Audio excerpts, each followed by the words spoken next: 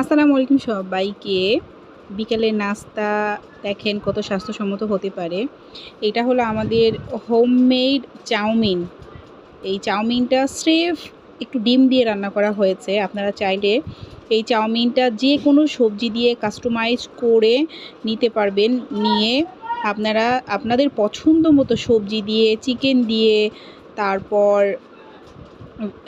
কি বলে চিংড়ি মাছ দিয়ে কিন্তু আপনারা সুন্দর করে রান্না করতে পারবেন। রান্না করে বাচ্চাদেরকে দিতে পারবেন।